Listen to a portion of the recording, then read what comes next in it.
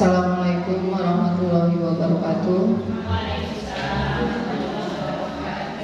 Pertama-tama marilah kita panjatkan puji syukur kehadirat Allah Subhanahu wa taala karena pada kesempatan kali ini kita diberi nikmat sehat dan atas karunia-Nya kita dapat berkumpul di aula Balai Desa Kabupaten Lor ini.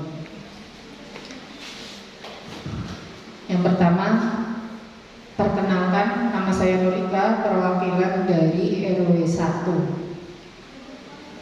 Pada kesempatan kali ini nanti saya akan sedikit memaparkan materi tentang optimalisasi pemanfaatan pekarangan. Ibu-ibu di sini rumahnya punya pekarangan semua, guys? Sudah dimanfaatkan belum, Bu? Ada yang sudah, ada yang belum.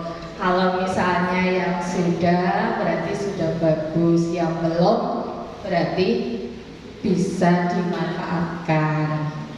Nah, ibu-ibu di sini apakah sudah memasak?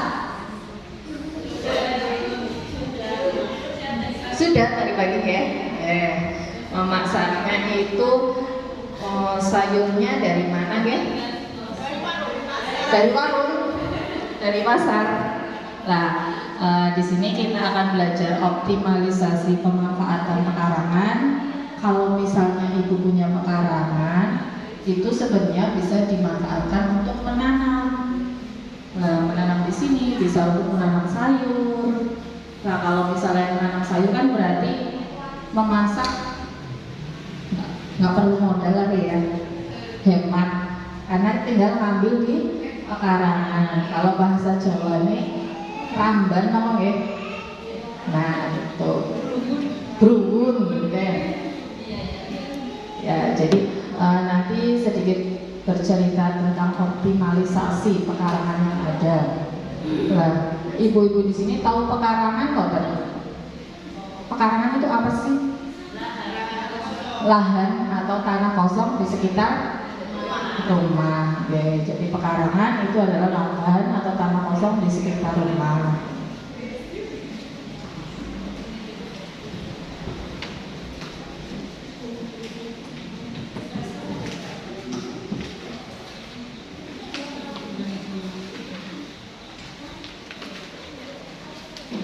Kalau digambar, sebenarnya sih kemarin mau menampilkan PowerPoint, tapi takutnya kok nggak disiapin, jadi hanya gambar pekarangan. Nah, di sini saya pekarangan yang belum dimanfaatkan, jadi masih lahan kosong. Ya, jadi pekarangan tadi kan lahan kosong di sekitar rumah ya. Nah, ini contoh pekarangan yang belum dimanfaatkan ya.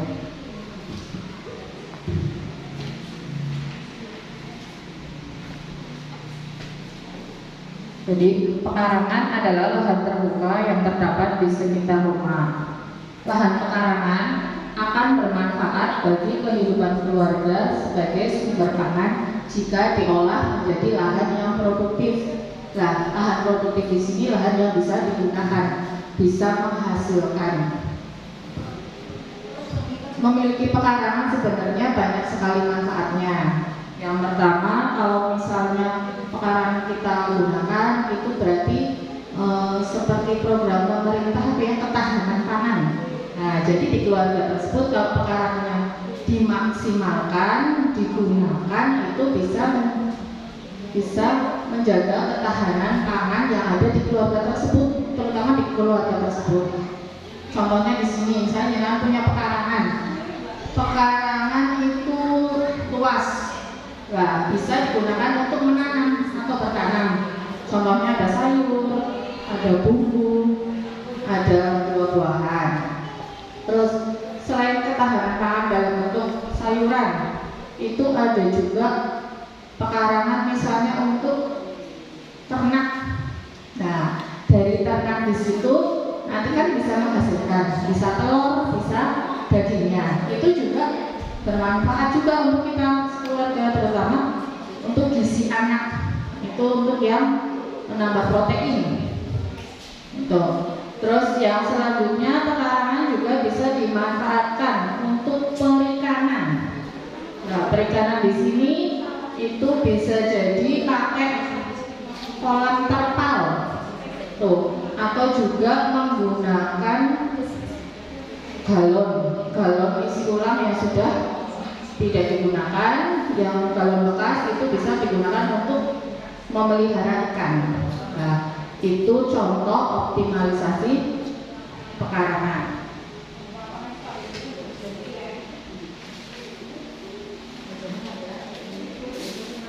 Kalau yang di gambar saya bawa ini ada ibu-ibu menanam cabai, itu dengan medianya sangat masih ke tanah, cuma tempatnya itu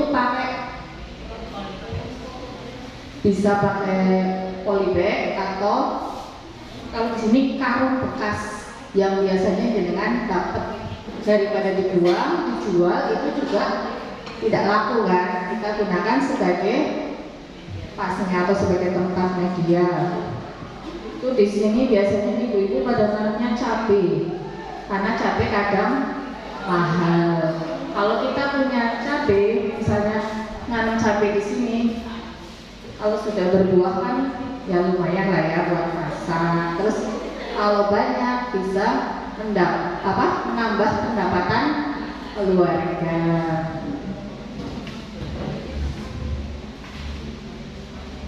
Terus di sini ada juga itu menanam dengan sistem vertikal. Vertikal itu bertingkat. Bertingkat itu yang saya contohkan di sini menggunakan media air atau hidroponik. Itu menggunakan paralon yang dilubang-lubangi. Itu biasanya pada nanam sawi. Terus ada juga sistem bertingkat di sini menggunakan semacam tangga, itu polybag ditata, itu bisa juga. Itu untuk lahan pekarangan yang sempit tapi kita ingin menanam.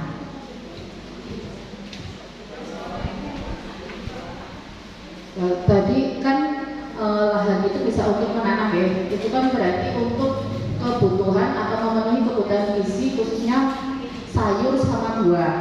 Nah, sekarang pemanfaatan yang untuk menghasilkan protein itu contohnya di sini ada pekarangan yang dibikin kandang. Nah, kandang di sini bisa ternak ayam atau mentok atau bebek. Nanti kan telurnya itu lebih bagus daripada telur yang biasa dibeli di pasar itu, yang telur lehor namanya. Nah, itu kan gizinya malah lebih bagus yang ayam kampung atau misalnya bebek yang ternak kita sendiri. Lagian kan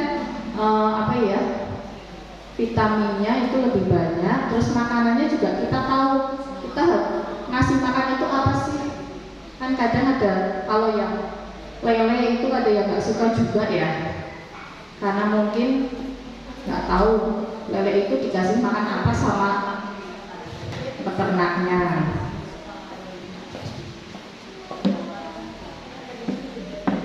Nah, di sini ada juga yang kandang kambing. Jadi pekarangan bisa juga kita buat kandang kambing. Itu yang biasanya yang rumahnya dekat sama sawah atau lapangan, jadi nggak begitu mengganggu warga sekitar.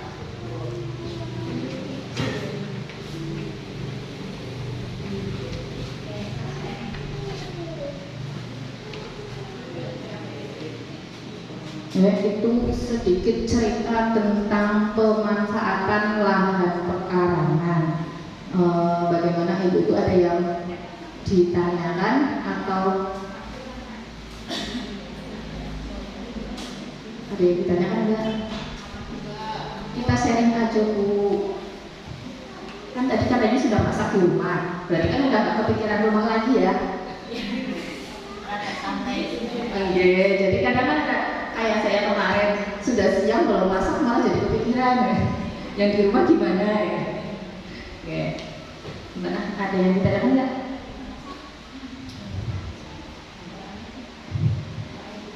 Mboten ada sing ditanglet-takon Bu. Kalau nggak ada nanti saya yang tanya loh Bu.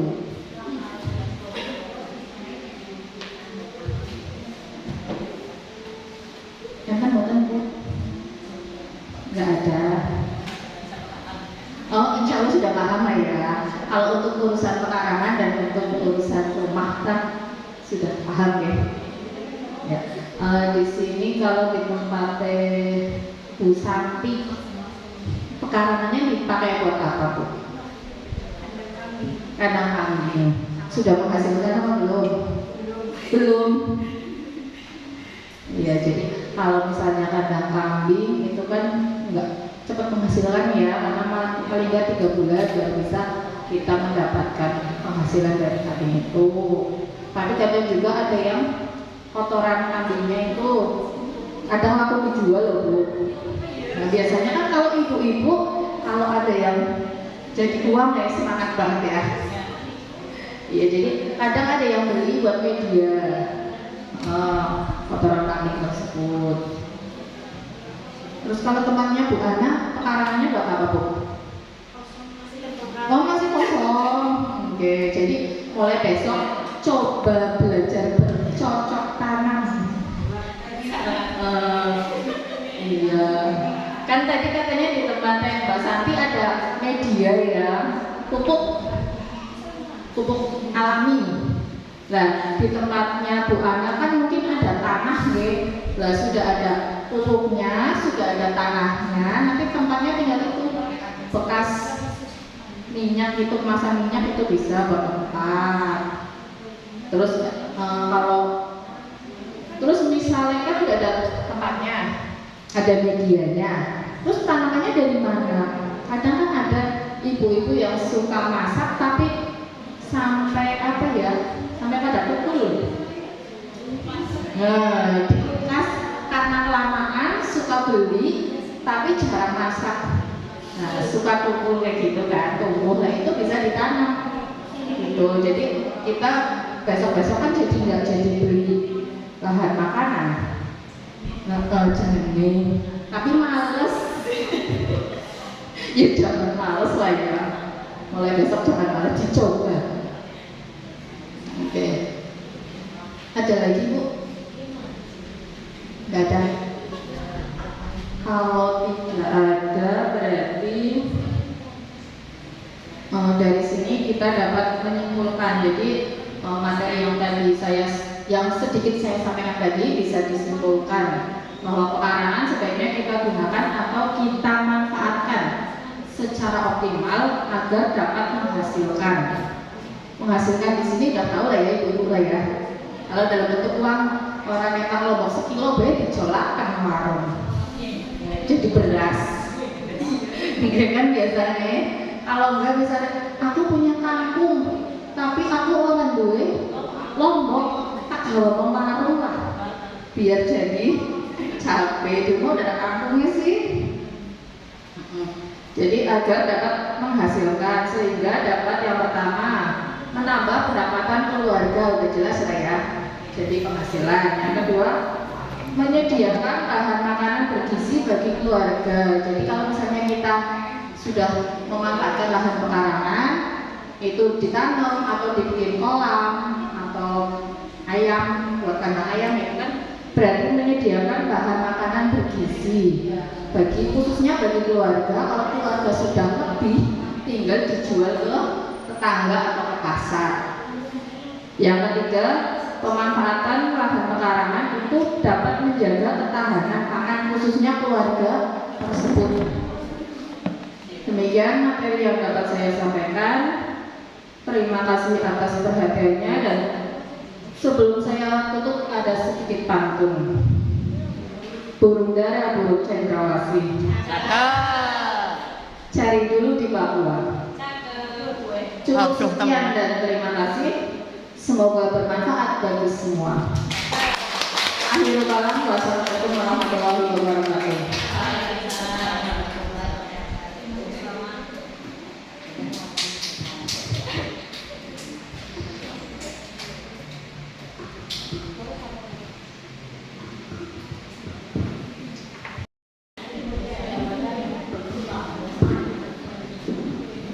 Ada materi yang perlu ditampilkan? Ada? Oh ada. Oke.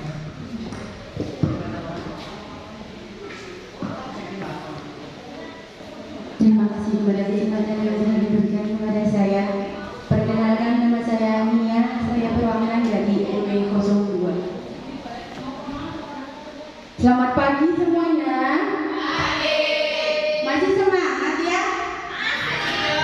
Biar makin semangat, izinkan saya membuka acara ini dengan sebuah pantun. Pergi ke pasar membeli tomat, mampir sebentar di rumah kakaknya. Yang jawab salam dengan semangat, saya doakan lancar rezekinya. Assalamualaikum warahmatullahi wabarakatuh.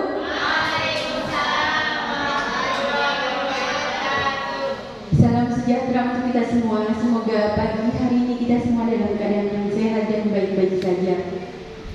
Terima kasih kepada Dewan Juri dan segenap panitia lomba yang telah meluangkan waktu, tenaga dan pikirannya sehingga acara pada pagi hari ini mulai berjalan dengan baik dan lancar. Yang terhormat Bapak Kepala Desa Kabupaten Lor, Bapak Sudarto, yang kami hormati Ketua Tim Penggerak PKK Desa Kabupaten Lor, Ibu Kusmiati Sudarto, yang kami hormati Dewan Juri dan seluruh peserta lomba serta hadirin semua yang berbahagia. Izinkan saya pagi hari ini menyampaikan sebuah materi yang bertema optimalisasi pemanfaatan lahan pekarangan dalam menekan angka stunting. Buat saya tema ini menarik. Kenapa menarik? Karena gizi merupakan faktor yang penting untuk pertumbuhan otak serta tumbuh kembang anak. Dan dalam status gizi Indonesia atau SSGI di tahun 2024 Indonesia telah mampu menekan angka stunting dari 21,6 menjadi 19,8. Kita tepuk tangan untuk pemerintah kita berhasil menekan angka stunting.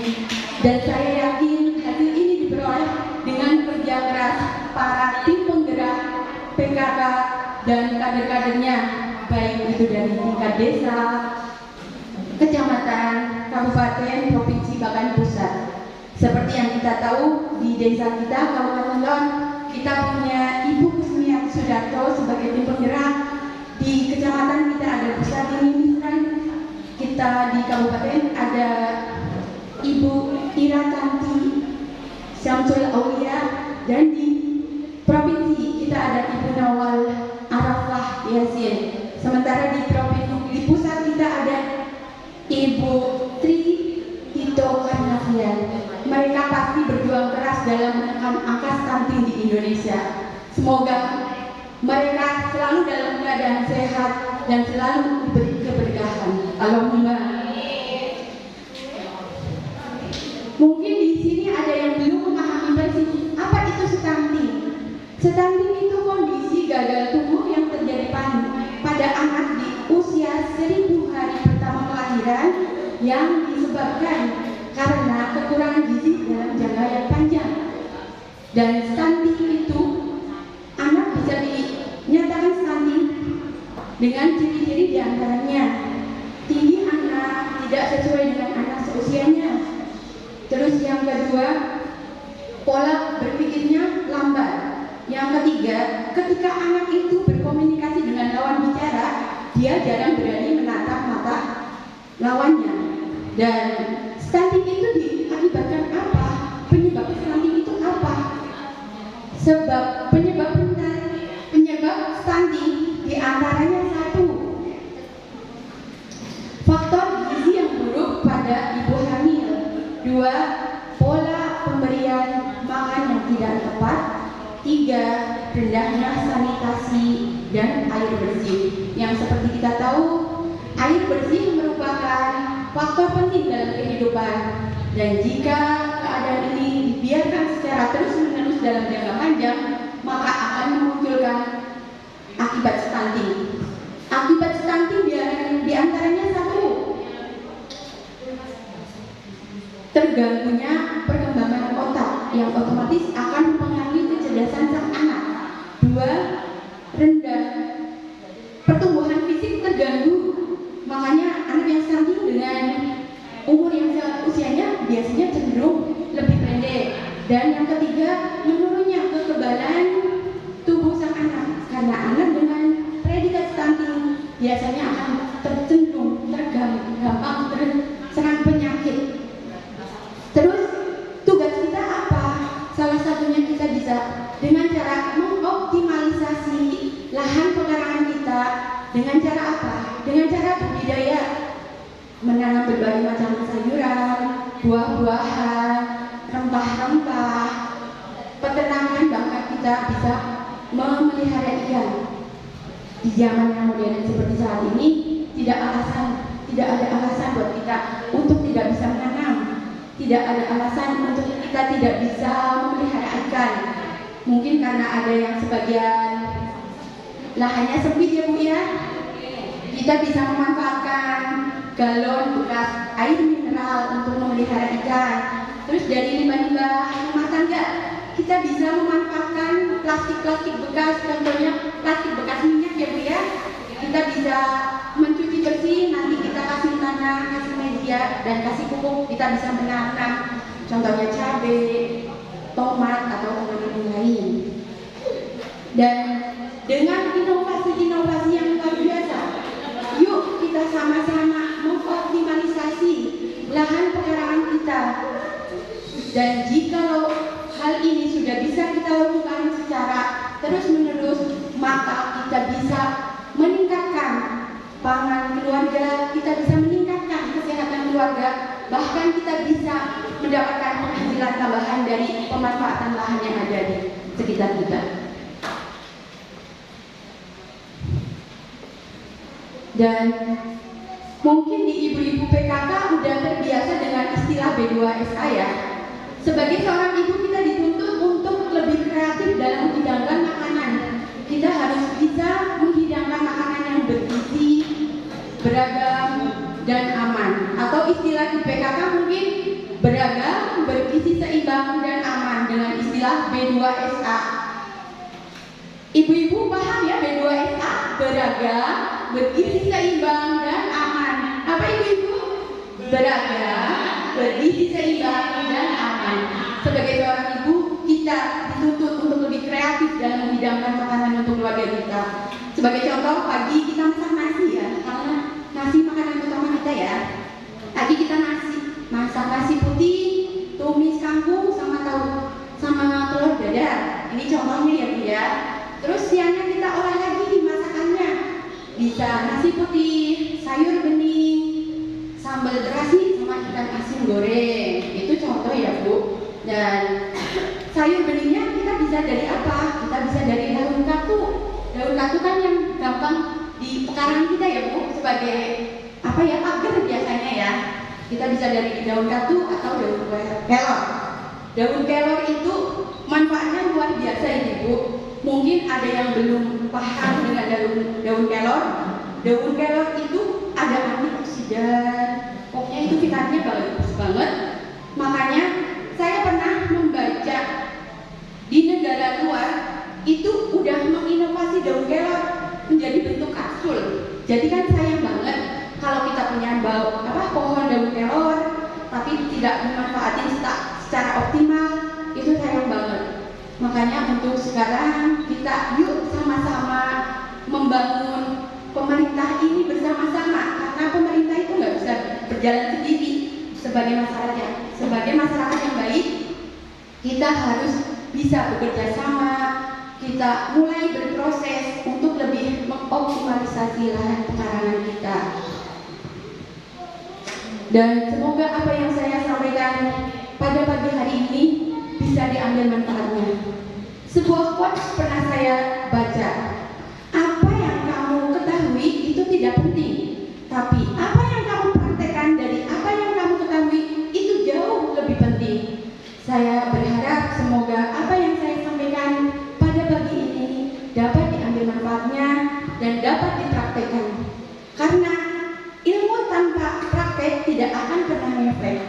Saya apresiasi semua yang hadir di sini. Semoga menjadi orang yang sukses, orang yang mau berproses. Karena orang yang sukses tanpa berproses itu mustahil. Sukses itu masalah waktu, tapi kita berproses dari awal sampai akhir. Mohon maaf segala ikhtilaf. Wallahul muwaffiq ila aqwamit thoriq. Wassalamualaikum warahmatullahi wabarakatuh.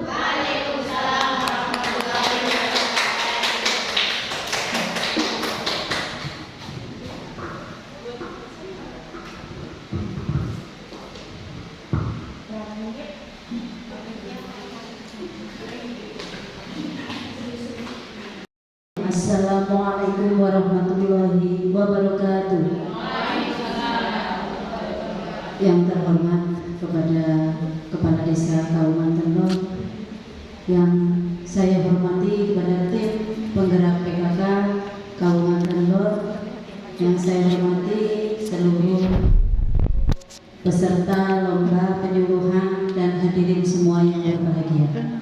Mari kita panjatkan puji syukur kehadirat Allah Subhanahu wa taala yang telah memberikan kesehatan dan kesempatan sehingga pada siang hari ini kita bisa berkumpul pada acara hari ini. Tak lupa salawat serta salam kita haturkan pada junjungan kita Nabi Muhammad SAW. Masih semangat ya ibu-ibu ya? Masih ya. Perkenalkan, nama saya Kuswati, saya perwakilan dari RW 3. Di sini saya mau menyampaikan tentang penyuluhan dengan tema Aku Hatinya PKK. Apa itu Aku Hatinya PKK?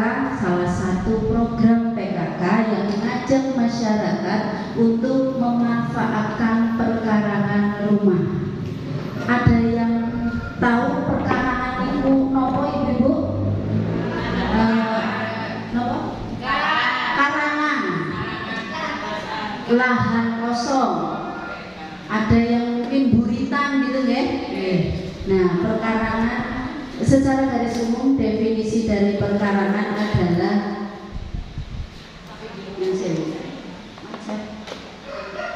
masuk ya Bu. Ininya nggak masuk nih. Ininya kurang masuk. Nah, oke. Untuk definisi perkarangan secara umum adalah lahan yang berada di sekitar rumah kita, baik yang ada di depan ataupun di kanan kiri, bahkan yang ada di belakang rumah kita. Itu namanya perkarangan. Ada yang sudah tahu pemanfaatan perkarangan biasanya untuk apa ibu? Kangkung, nyalur kangkung. Apa malih? Kolam, secara umum garis besarnya untuk pemanfaatan perkarangan. Maaf. Nah, fungsi perkarangan rumah secara umum bisa menjadi warung hidup, kemudian menjadi apotek hidup, kemudian bisa menjadi lumbung hidup, kemudian menjadi bank hidup. Hebat sekali Bu, kita berarti bisa menaruh bank di rumah kita nih. Kita kulik satu persatu. Pemanfaatan perkarangan rumah ini butuh penataan Bu. Butuh penataan, tidak hanya asal bruk, tidak hanya asal tanam ya. Misalnya kita pada perkarangan depan rumah atau halaman depan, kita bisa tanam berbagai variasi tanaman hias, variasi tanaman bunga. Tidak perlu mahal Bu, tidak perlu mahal, cukup cari tanaman hias atau tanaman bunga yang murah dan mudah didapat. Contohnya misalnya lidah buaya. Ini selain bisa menjadi tanaman hias, juga bermanfaat ya Bu, bisa untuk masker rambut, masker kulit dan lain sebagainya.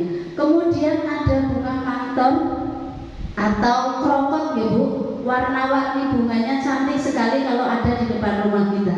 Kemudian ada aneka warna bunga bougainville, juga bisa menghiasi rumah kita.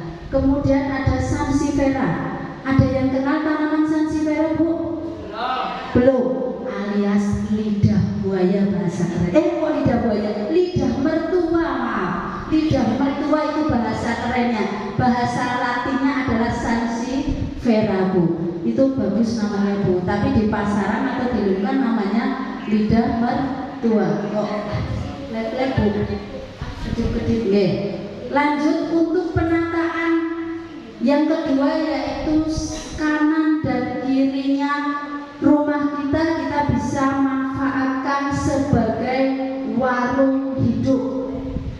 Ada tanaman terong, cabai, tomat. Untuk buah-buahannya tadi apa ya Bu? Ada jambu, pepaya, mangga gitu ya. Jadi ini lagi-lagi juga tanamannya yang murah dan mudah didapatkan dan mudah perawatannya.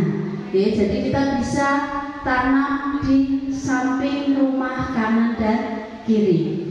Kemudian di perkarangan belakang ini Bu, di perkarangan belakang kita bisa tanam toga. Ada yang tahu Ibu tanaman toga apa? Singkatannya kepanjangannya apa nggih? Tanaman obat keluarga, betul. Jadi kita bisa manfaatkan perkarangan rumah belakang untuk apotek hidup. Contohnya ini misalnya apa Bu? Yang bisa kita tanam sebagai obat Bu? Jahe, kencur dan lain sebagainya, ya betul. Kunyit dan selain sebagai apotek hidup juga bisa sebagai bumbu, ya. Kemudian kita bisa manfaatkan di halaman belakang itu ada ternak ayam. Tidak harus banyak ya Bu, tapi untuk ternak ayam ini nanti bisa memenuhi kebutuhan protein hewani. Kemudian di sini saya sebutkan dengan bahasa saya sendiri, ini ada tumpang sari. Tumpang sarinya di sini adalah kita bisa di bawahnya untuk ternak ya Bu. Ini di bawahnya ember, atasnya bisa ditanam kangkung. Jadi hidroponik sederhana. Jadi ini bisa pemanfaatnya atau keuntungannya double ya Bu. Kemudian bagi yang mungkin perkarangannya tidak terlalu luas, itu kita bisa memenuhi kebutuhan protein hewani selain dari ayam tadi, bisa ternak atau budidaya lele dengan bekas kemasan air minum atau dengan galon ini ya Bu. Yang berikutnya untuk halaman belakang itu bisa dimanfaatkan sebagai lumbung hidup. Lumbung hidup ini adalah kita menanam sumber karbohidrat lain selain padi. Apa Bu? Sumber karbohidrat. Budin, betul. Apa namanya Bu? Muntul. Ya, betul. Ada budin, muntul dan lain sebagainya. Ini adalah sumber karbohidrat yang bisa kita tanam di belakang rumah sebagai lumbung hidup. Dan ini bonusannya Bu, kasih tangkringan bambu, bikin duduk-dudukan di belakang buat bercengkrama dengan keluarga. Asik sekali Bu, dengan pemandangan tanaman sayuran, tanaman hias, bercengkrama di luar rumah dengan keluarga, itu menambah quality time dengan keluarga. Kemudian apa sih manfaatnya dari tadi sekian sekian materi di depan? Apa sih sebenarnya tujuannya pemanfaatan perkarangan rumah? Yang pertama adalah memenuhi kebutuhan mikro. Kebutuhan mikro secara berkesinambungan. Kebutuhan mikro adalah kebutuhan yang sedikit, tidak terlalu banyak, tapi paling tidak kebutuhan keluarga sudah terpenuhi. Tadi dari depan kita sudah rumahnya sudah kelihatan asri, sudah kelihatan indah. Sampingnya sudah bisa jadi warung, mau nyayur apa jenengan tinggal petik saja. Kemudian nanti mau lauk, mau lauk atau sumber protein hewani ada di belakang, tadi budidaya lele atau ternak ayam, Kemudian meningkatkan pendapatan masyarakat. Ini kalau dari kalau bisa dihasilkan dalam jangka atau dalam jumlah yang banyak, kita bisa tawarkan ke tetangga kanan kiri untuk membeli. Karena apa? Sayuran jenengan saya yakin sayuran organik. Sayuran organik, sayuran yang bebas dari pestisida. Kalau di supermarket Bu, harganya mahal sekali. Karena memang bebas dari pestisida, juga bagi kesehatan juga sangat bagus. Leblek.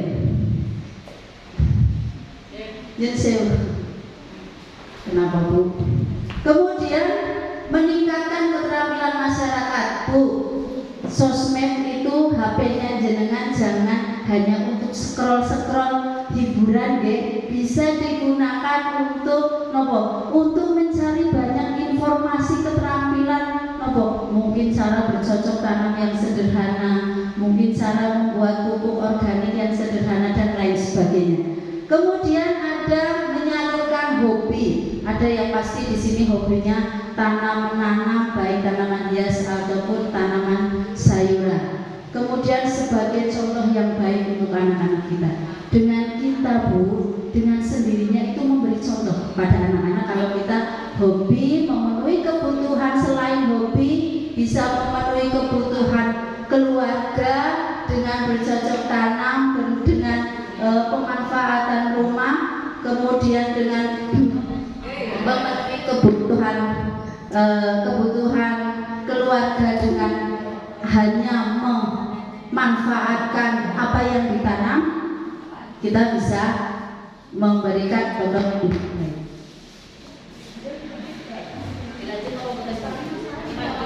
Dilanjut nggih. Karena kesalahan teknis nggih, yang sewu. Nggih, mati lampu ternyata. Nggih, untuk itu dari saya sekian saja.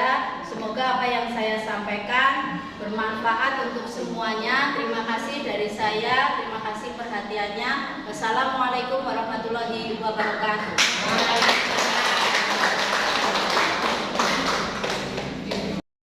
Assalamualaikum warahmatullahi wabarakatuh. Haji Sulam Makam Toma. Yang jawab salam, I love you so much.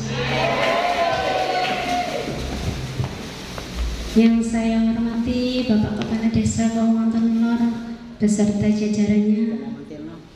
Yang saya hormati Ketua Penggerak PKK beserta anggotanya, dan yang saya hormati para dewan juri dan segenap panitia dan anggota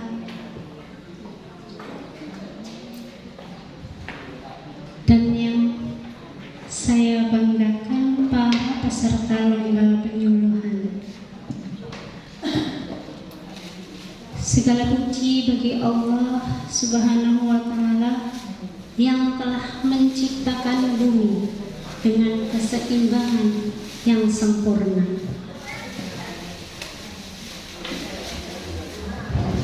Sehingga atas rahmat, nikmat dan karunia-Nya kita bisa berkumpul di acara yang sangat luar biasa ini.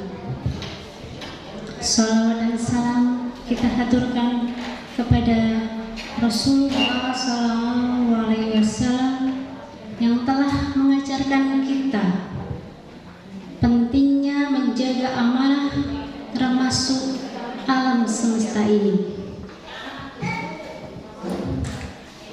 Izinkan saya memperkenalkan diri saya. Nama saya Siti Khalifah, wakil dari RW 4. Salam sejahtera untuk kita semua. Semoga pada hari ini kita dalam keadaan sehat dan dalam keadaan baik-baik saja. Dan izinkan pada kesempatan hari ini saya memberikan pendapat saya tentang optimalisasi pemanfaatan lahan pekarangan rumah. Mengapa hal ini sangat menarik untuk kita bahas? Karena hal ini sangat erat kaitannya dengan kehidupan kita sehari-hari. Betul apa betul Ibu?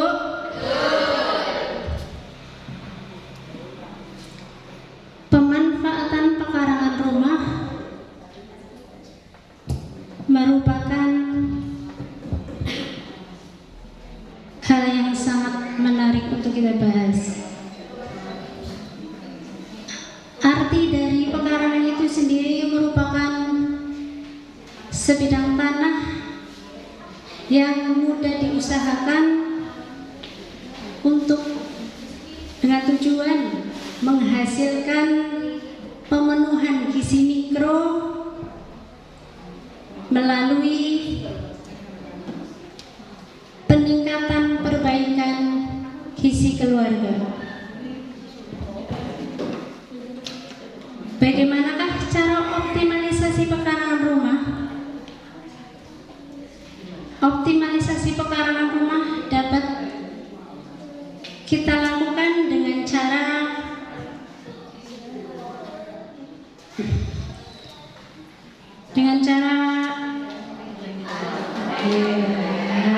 airnya nyala ya Bu. Optimalisasi pekarangan rumah dapat kita lakukan dengan cara pendekatan terpadu yang bisa dilakukan dengan pemilihan jenis tanaman yang akan kita tanam. Ada 2 jenis tanaman, yaitu tanaman jangka panjang dan tanaman jangka pendek. Ada yang tahu ibu-ibu tanaman jangka panjang itu apa saja? Tanaman jangka panjang itu meliputi tanaman berupa buah-buahan seperti alpukat, mangga, kelengkeng, dan lain sebagainya. Sedangkan tanaman jangka pendek berupa sayur-sayuran yang berupa kangkung, bayam, selada, dan lain sebagainya. Optimalisasi dapat dilakukan selain menanam tanaman sayuran dan buah-buahan, juga dapat kita tanami dengan cara menanam berbagai tanaman hias dan juga obat-obatan. Optimalisasi pemanfaatan lahan bisa dilakukan oleh ibu rumah tangga. Ibu rumah tangga dapat bergerak aktif dalam penanaman lahan pekarangan rumah, baik yang berada di samping rumah kita, belakang rumah kita, ataupun halaman rumah kita sendiri.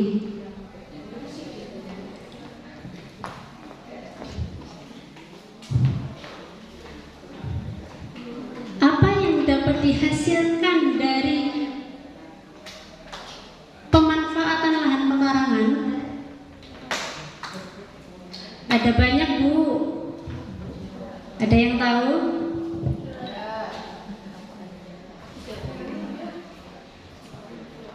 Yang dapat dihasilkan itu seperti yang saya katakan tadi, yaitu ada sayuran, buah, unggas, ternak, bahkan bisa menghasilkan seperti kerajinan tangan,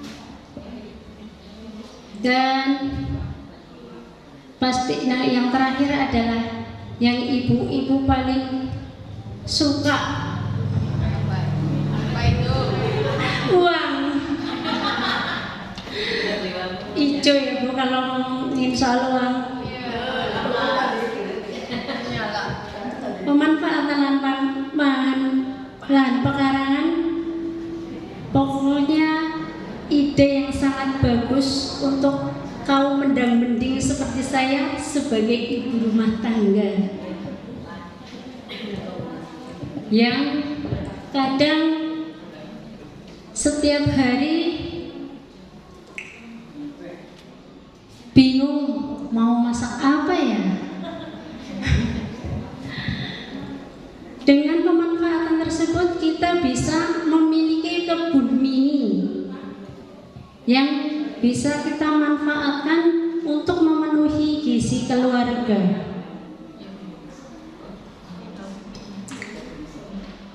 Sayur-sayuran dan buah-buahan juga sangat penting sekali untuk dikonsumsi oleh ibu hamil dan balita. Karena ibu hamil sangat membutuhkan sumber gizi yang cukup untuk memenuhi kebutuhan janin dan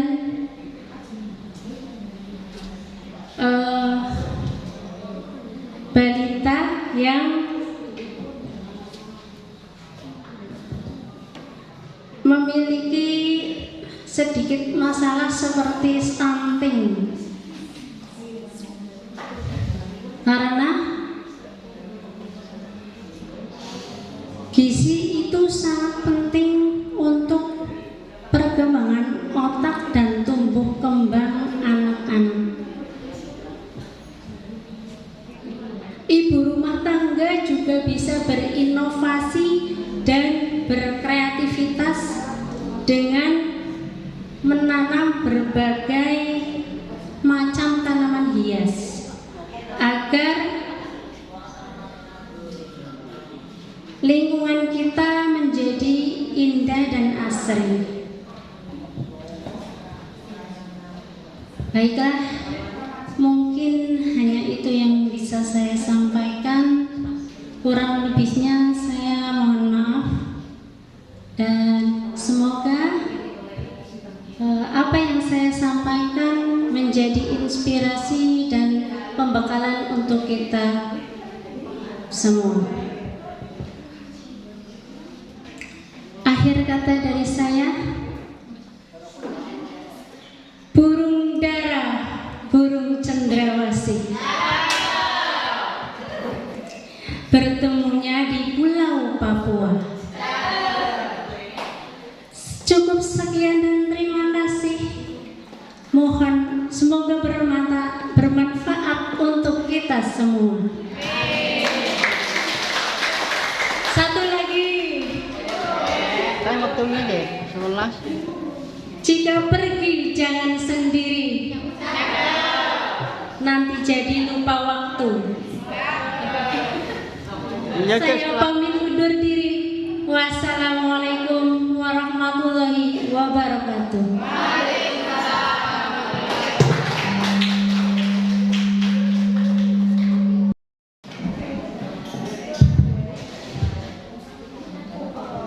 Assalamualaikum warahmatullahi wabarakatuh. Bismillahirrahmanirrahim.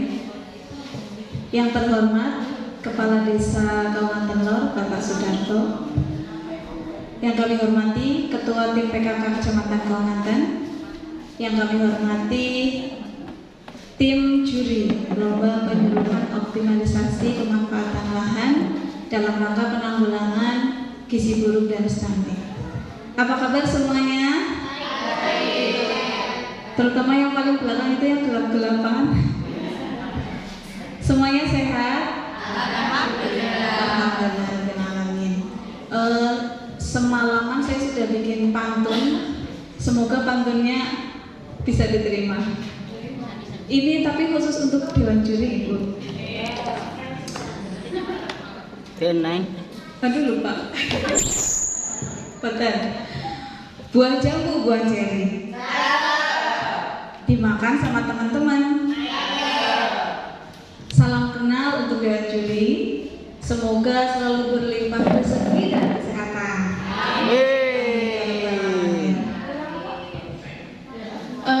Perkenalkan, saya Ferawati, wakil dari RW 6 Dusun Tegalsari, Desa Kawanten.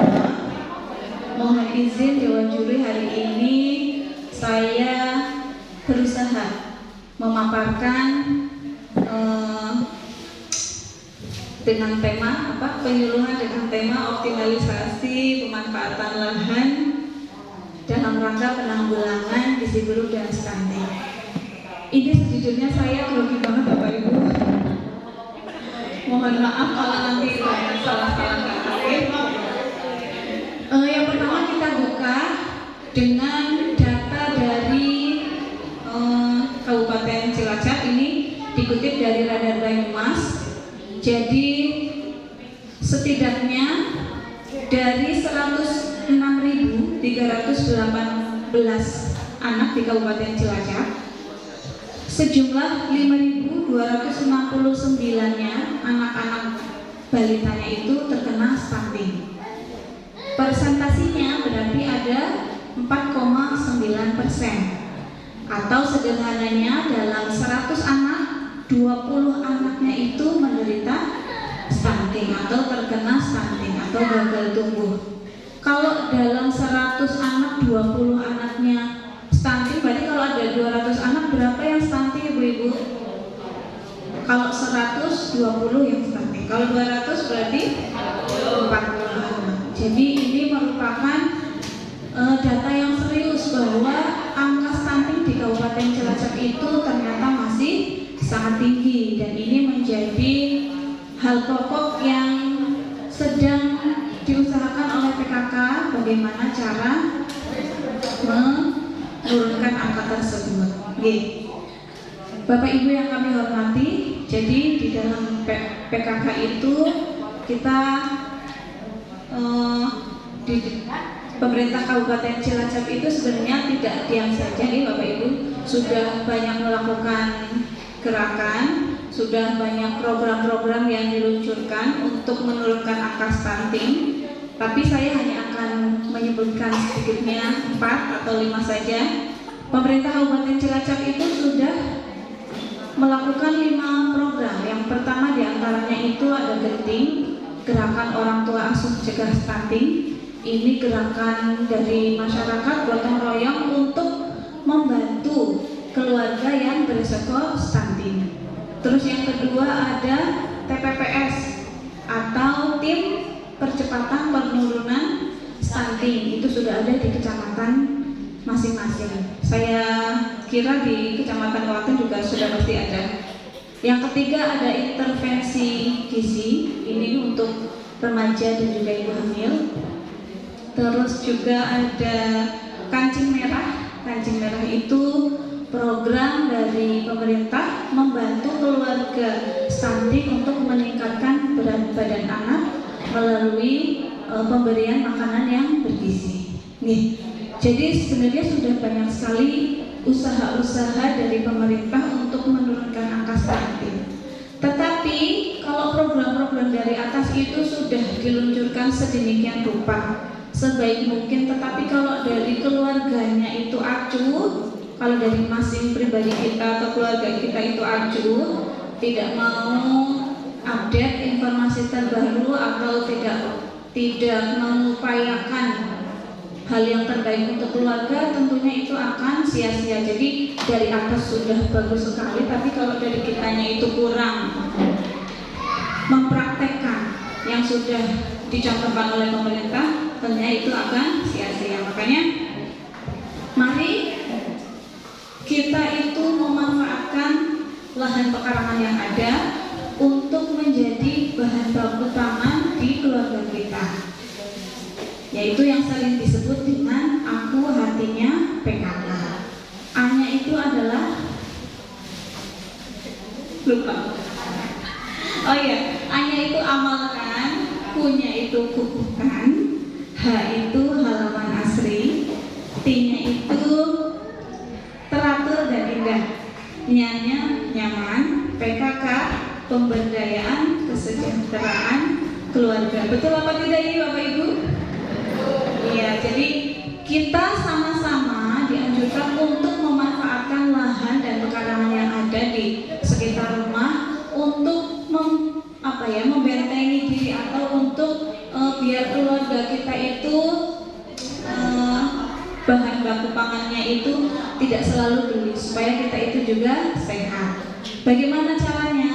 Tentunya ada 3K. 3K itu kita dalam pemanfaatannya, 1, K-nya itu kebun. Kebun itu berarti kita harus tanam-tanam nih Bapak Ibu. Sudah mulai di rumah menanam-nanam kah?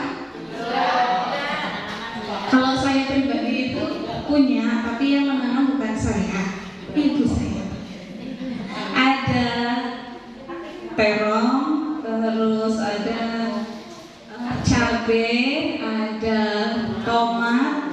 Saya pastikan juga ibu-ibu semuanya sudah menanamnya.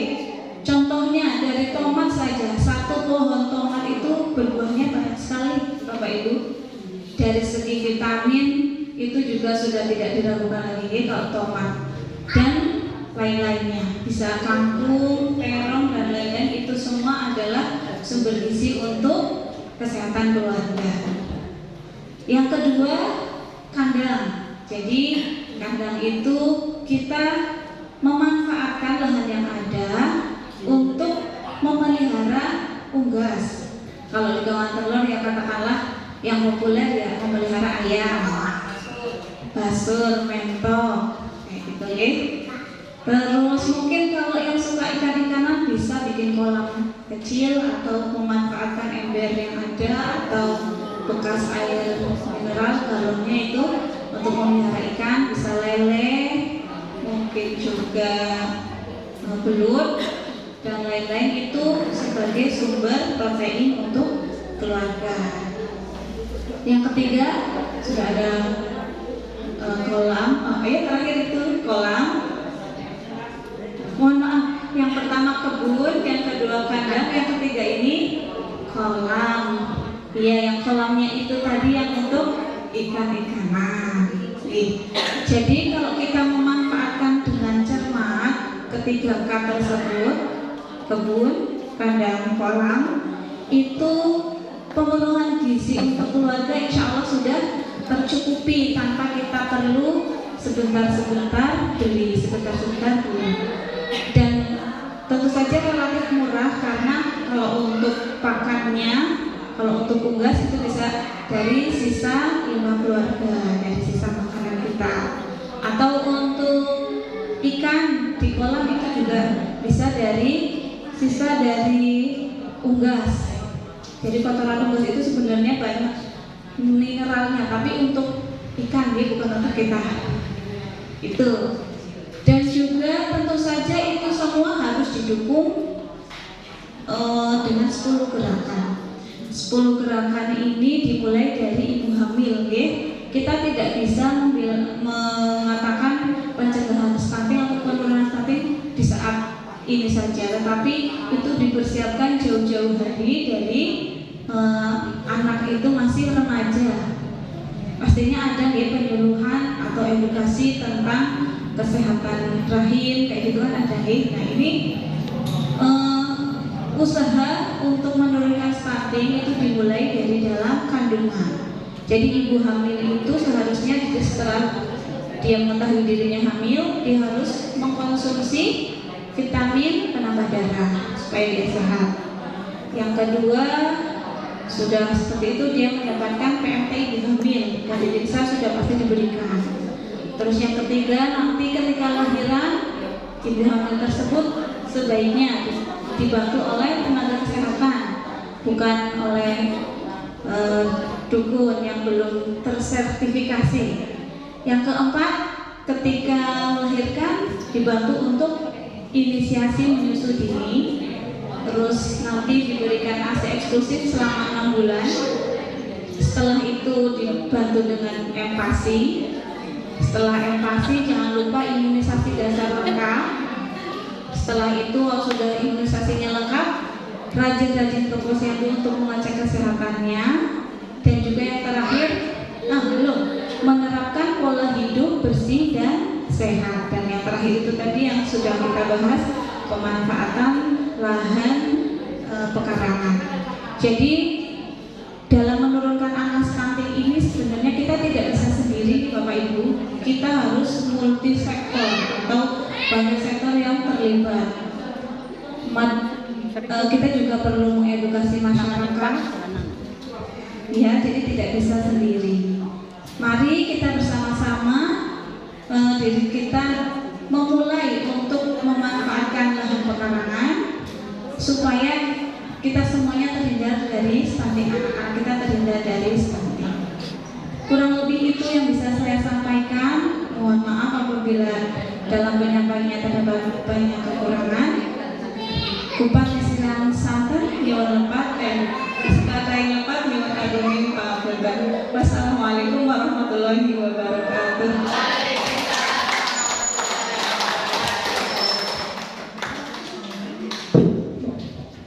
Demikian tadi nomor undi 8.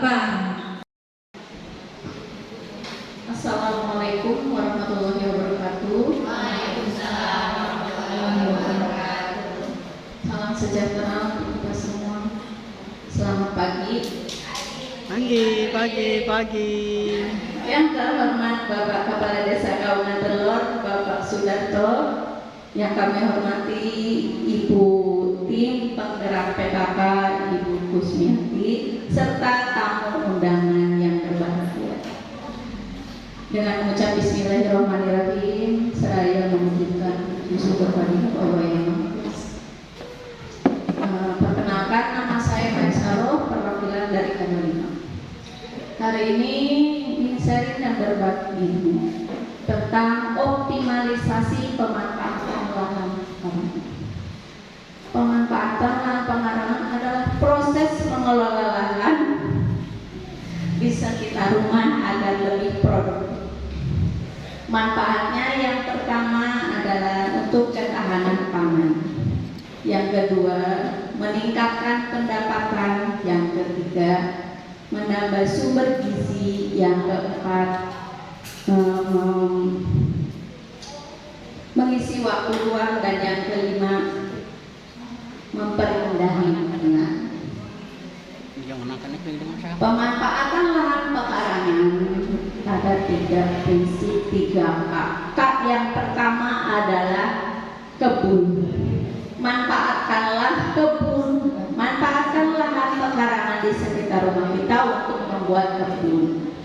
Contohnya menanam tanaman semusim seperti kangkung, terong, cabai, lombok, seperti halnya ada di samping balai desa. Dengan memanfaatkan lahan pekarangan untuk membuat kebun, bisa untuk mendapatkan pendapatan, penghasilan, juga sumber gizi untuk keluarga.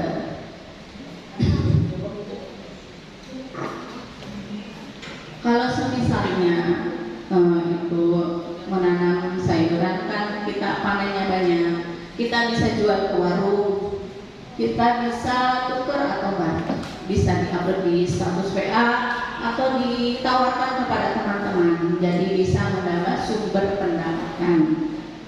Yang K kedua adalah kandang. Manfaatkan lahan pekarangan Bapak Ibu untuk memelihara ayam, contohnya bisa dimanfaatkan dagingnya atau telurnya.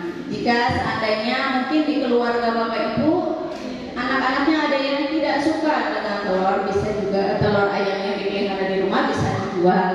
Nah, bisa mendapatkan jadi sumber pendapatan. Yang ketiga adalah kolam. Jika seandainya masih ada lahan pekarangan yang kosong, bisa dimanfaatkan untuk membuat kolam. Bisa untuk misalnya budidaya lele, budidaya jair, atau misalnya belut, seperti itu. Itu bisa menjadi sumber gizi keluarga dan bisa menjadi tambahan pendapatan keluarga. Maka dengan prinsip 3 ini saya harapkan bisa memenuhi yang namanya B2SK, yaitu beragam, bergizi, seimbang, dan aman, serta tidak lupa menjaga pola hidup bersih dan sehat agar putra dan putri Bapak Ibu tidak mengalami kecacingan dan stunting. Ada yang tahu stunting apa? Stunting adalah kondisi gagal tumbuh pada anak akibat kekurangan gizi kronis, terutama pada 1000 hari kehidupannya. Umumnya anak stunting lebih pendek dibandingkan dengan anak seusianya. Bagaimana cara pencegahannya? Yang pertama bisa dengan ASI. Berikanlah ASI pada anak umur untuk 0 sampai 6 bulan. Benar-benar ASI 0 sampai 6 bulan. Jadi kalau misalnya belum lebih dari 6 bulan, jangan dikasih makanan apapun. Memang seadanya, tapi anak saya kok nangis terus. Bisa jadi mungkin bukan karena dia lapar, bukan karena dia belum kenyang. Bisa jadi bapak ibu dulu bisa cek, oh mungkin anak saya kegerahan, mungkin tidak nyaman dengan pakaian apa yang dia pakai, mungkin dia pipis ataupun pengen keluar rumah karena gerah. Selain ASI eksklusif, juga rajin-rajinlah datang ke posyandu. Tanyakan pada kader, kapan sih jadwal posyandu? Tanyakan pada kader, kapan sih mbak jadwal posyandu di posyandu tumbuh kembang? Oh, tanggal 4. Tanyakan manfaatnya apa datang ke posyandu? Manfaatnya kita bisa mengetahui perkembangan. Konsultasikan dengan bidan desa kita. Anak saya ini turun bu, gimana ya? Mungkin apa karena dia mencret, demam, atau mungkin dia susah makan. Terus manfaatnya lagi apa?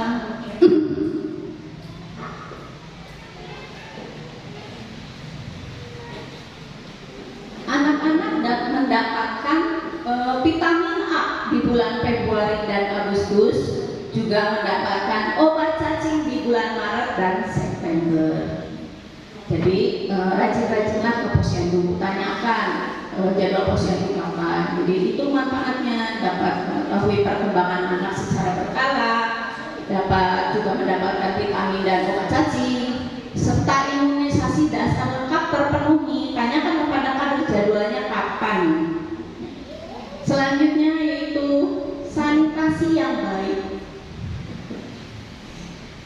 Gunakanlah air bersih. Jika bapak ibu ada yang mengkonsumsi sumber air minumnya dari sumur, diusahakan untuk merebusnya dahulu sampai benar-benar mendidih. Kalau misalnya, tapi di tempat saya Mbak Saro bening banget airnya, kita tidak tahu apa yang ada di dalam sumur itu. Air sumur itu akan mengandung bakteri atau kumannya sejenisnya. Walaupun terlihat bening kan belum tentu sangat sehat kalau tidak direbus dulu. Jadi diusahakan untuk merebusnya dahulu. Selanjutnya adalah gunakanlah jamban sehat. Jamban sehat yang berbentuk seperti leher angsa. Jangan mentang-mentangkan memanfaatkan lahan pekarangan, saya membuat kolam, bikin aja jamban jongkok yang di balong seperti itu. Tidak, jangan seperti itu. Biasakan jangan seperti itu. Harus menggunakan jamban sehat yang berleher angsa. Selanjutnya, cuci tangan menggunakan sabun dan air mengalir. Dengan begitu kan bisa mencegah yang namanya kecacingan dan stunting. Sekarang lagi musim penghujan, pilah-pilihlah sampah dengan baik. Jangan membuang sampah sembarangan, karena itu akan mengakibatkan kebanjiran, merugikan orang lain, serta merugikan diri kita sendiri. Ada yang masih hafal 6 langkah cuci tangan? Lupa? Ayo nyanyi bareng-bareng. Yuk minta waktunya boleh? Gimana ya bunyinya? Ada 6 langkah dalam cuci tangan, mulai dari depan hingga ke belakang. Mulai dari kuku jari, kuku jari jempol ke gak pada apa? Ulangi yuk. Lupa. Ayo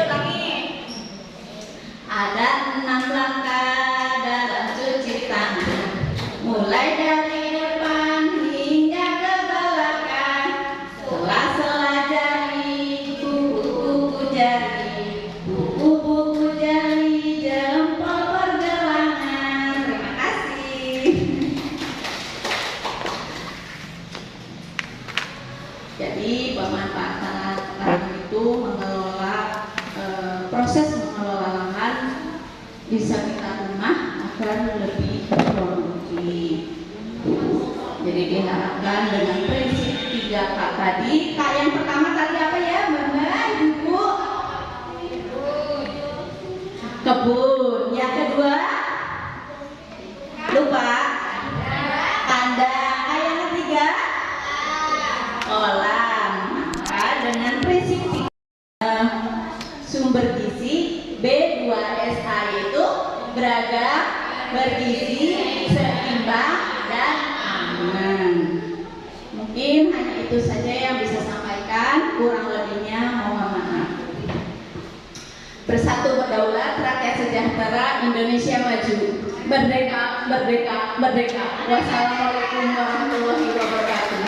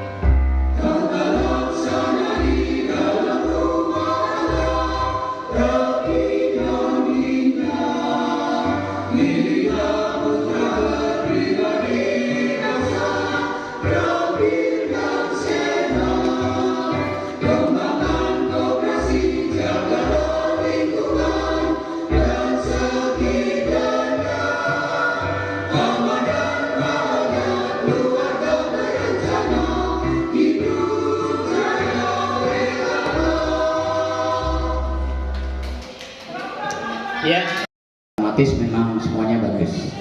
Assalamualaikum warahmatullahi wabarakatuh.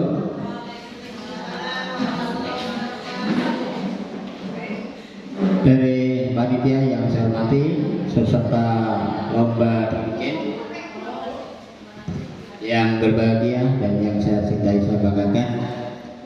Menurut catatan yang kami amati, kami memotret, tapi ini pengamatan dari saya secara pribadi, karena ini harusnya jurinya tidak hanya satu, tapi yang nggak apa-apa, kami jadi dikembalikan dengan yang lain mestinya.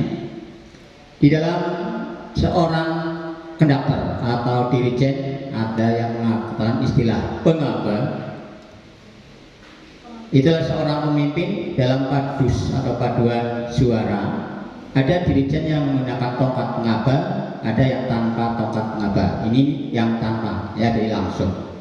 Tadi sudah disampaikan oleh panitia bahwa kriteria pemilihannya itu terdiri dari ekspresi wajah dan tubuh, terus teknik mengaba, dan juga kesesuaian birama. Dalam hal ini adalah ketukan. Birama itu ketukan ada yang 4/4, ada yang 2/4, ada yang 3/4, ada yang 6/8.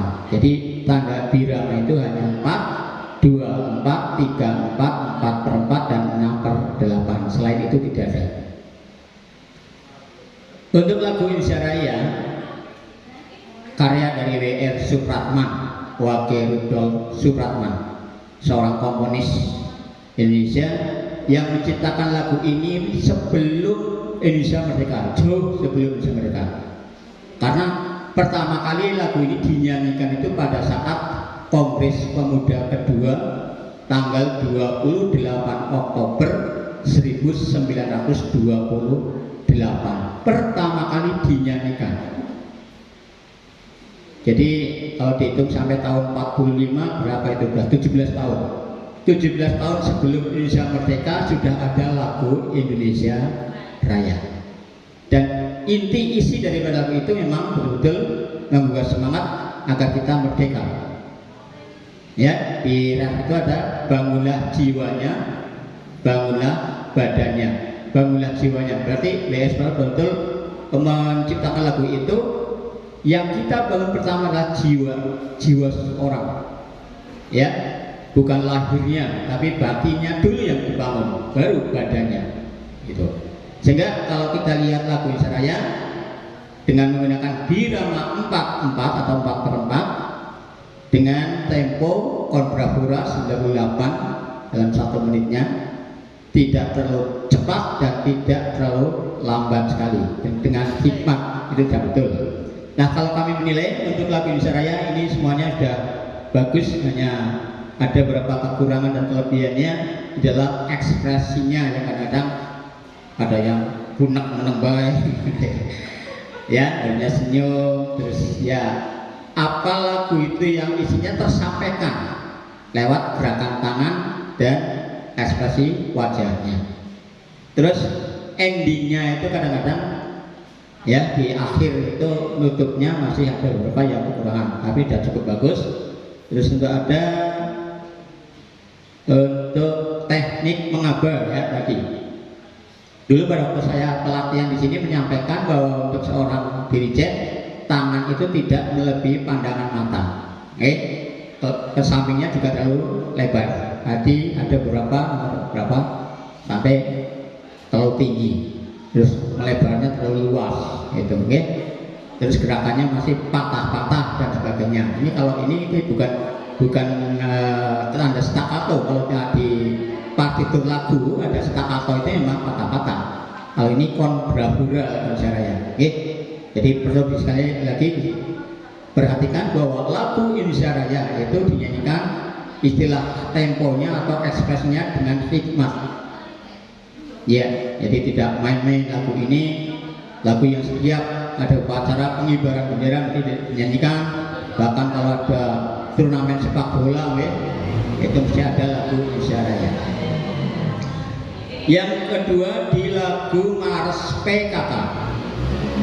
Pada waktu Mars PKK itu birama memang ada yang 2/4, ada yang 4/4. Kami juga kadang browsingnya itu mayoritas memang 2/4. Jadi tadi kami melihat beberapa ada peserta yang menggunakan birama 2/4, ada yang 4/4.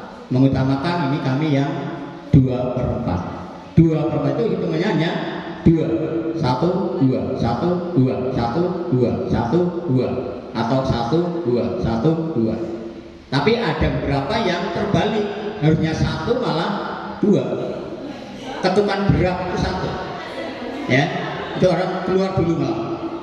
keluar dulu. Nah ini mungkin tanpa sadar ya seorang Brigjen itu kurang perhatikan ketukannya. Ketukan satu itu artinya ketukan berat jatuh ke dalam ya. Marilah, lah itu sudah satu. Marilah hei semua rakyat Indonesia membangun segera. Jadi segera itu dengan satu bukan dua. Terbalik, mayoritas kadang terbalik. Tapi nggak apa-apa ini untuk itu sekarang sudah kami lihat semuanya bagus juga dan tepat. Oke. Terus catatan lagi untuk lihat tadi yang kembali teknik mengaba kurang leluasa tadi sudah ya. Raja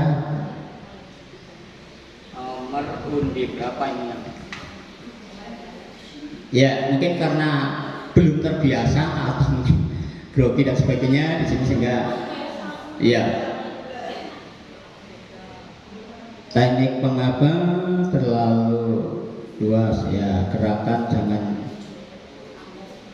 ya. Saya kira itu catatan yang perlu kami sampaikan. Jadi intinya untuk lagu tadi nomor 1 2/4 betul, nomor 2 4/4 ya, nomor ini 3 itu juga masih katakannya masih 4/4, nomor ini 4 2/4 dan seterusnya sudah kami catat.